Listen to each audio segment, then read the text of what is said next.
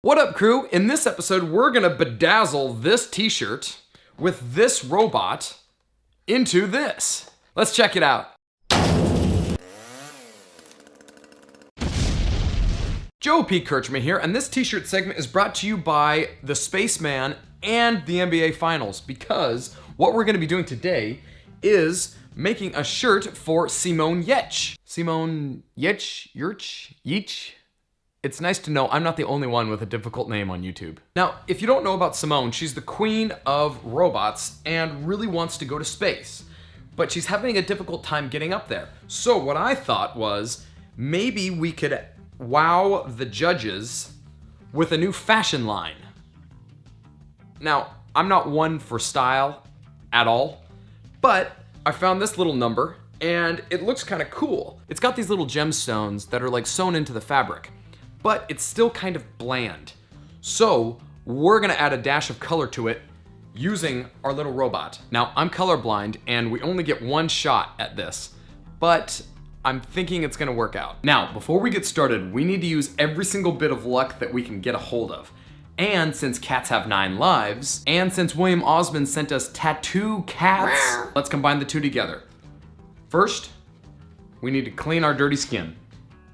Next, peel off the plastic and place onto our dry skin. Ooh, look at that. Looks nice.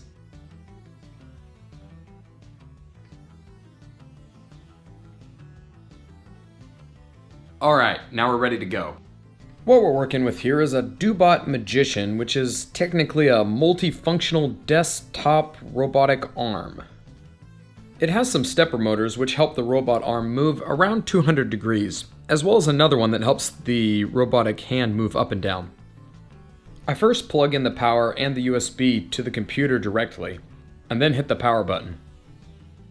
There are many different functions for having the robot arm do exactly what you want, and these are real easy. You just go on the Dobot Studio app and click on what program you want to run.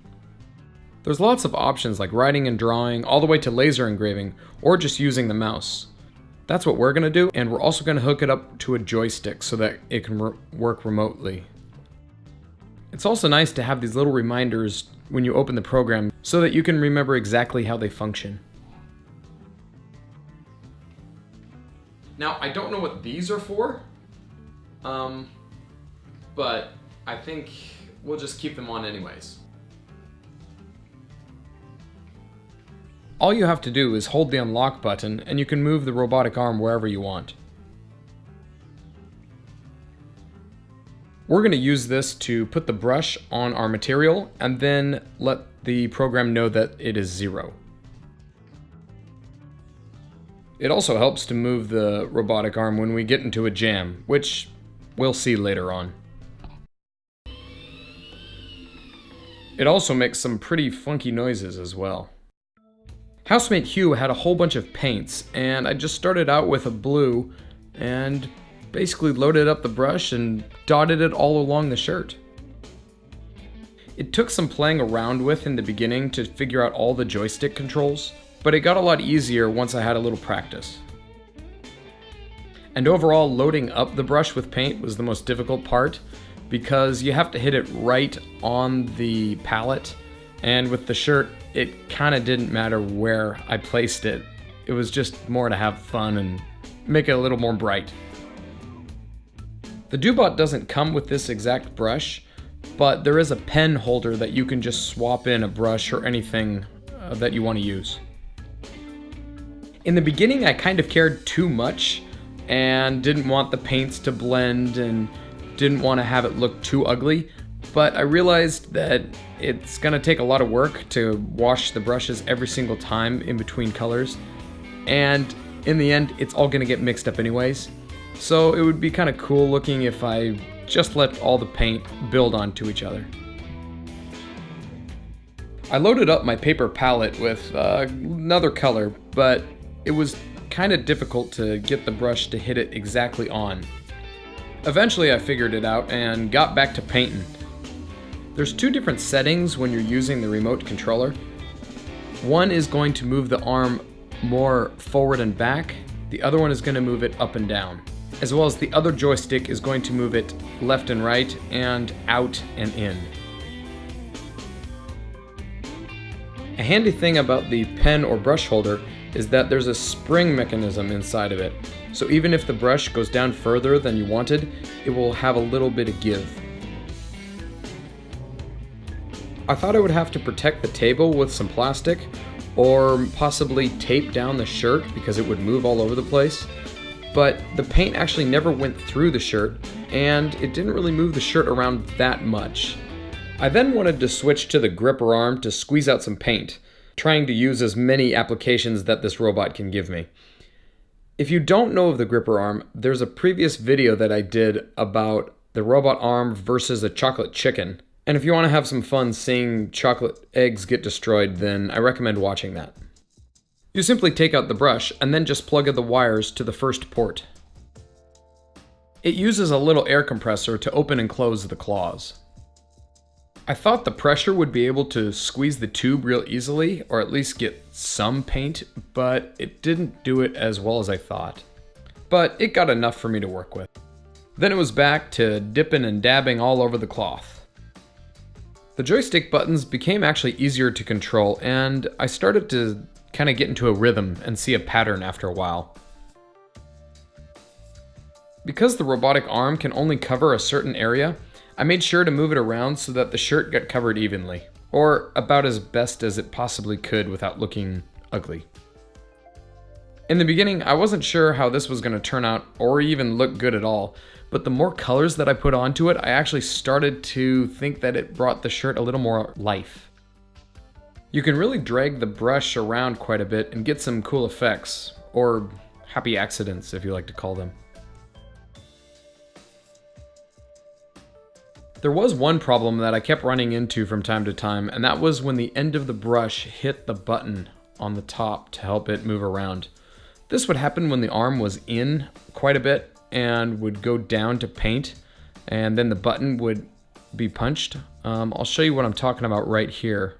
It would then act like it was turned off because all of the motors would be disengaged, so you'd have to go in and unclick that button to move it around again. But this isn't on anything from the manufacturer's side. This was just because I was using my own brush and the stem of it was really tall. If I was to do it again, I would probably cut the brush or use it lower.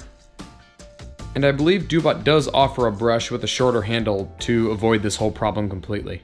But I didn't have it, and I was just going to use my own. Now with the painting all finished, I wanted to write Simone a little note. And I figured the best way to do it was starting off with the robot.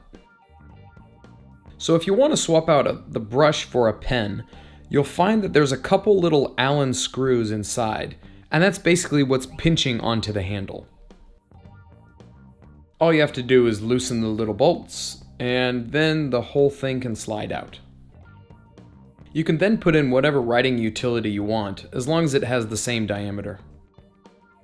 Then tighten up the bolts and you're ready to go. I then go back into the write and draw option and put basically whatever text or shapes that I want inside.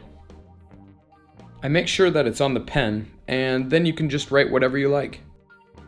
There's lots of different font styles, and once you hit OK, it'll put it right in the center of the workpiece.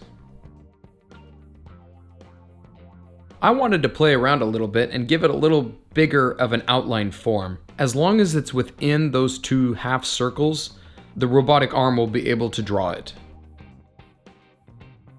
Then we click the Auto Z button, which basically homes it to 0. And then we're ready to start the drawing. I then put a large piece of paper, and honestly, after a couple of test runs, I got it to work great. The spring mechanism inside the pen holder really works great in cases like these, where you don't want too much pressure on the paper, but you also want ink to come out at a constant rate.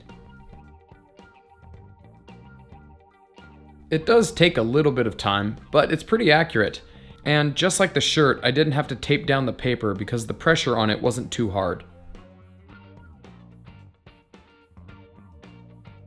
What I really like about this program is that you don't need to put into the code when the pen needs to move up or down and when it needs to lift off the paper. It's already pre-programmed inside of it just write the letters and you're good to go. The whole process didn't take that long, and it was actually a lot of fun to work with. And to me, the plate is kind of a work of art on its own. I think I'm gonna keep it.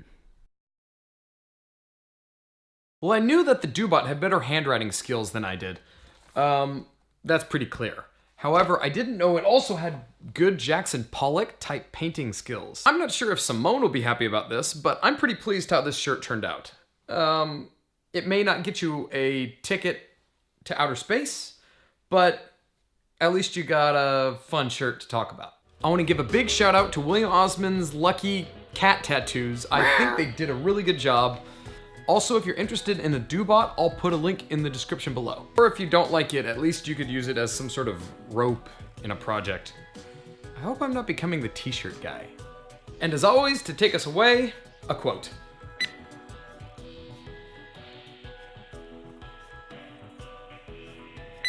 Prrr.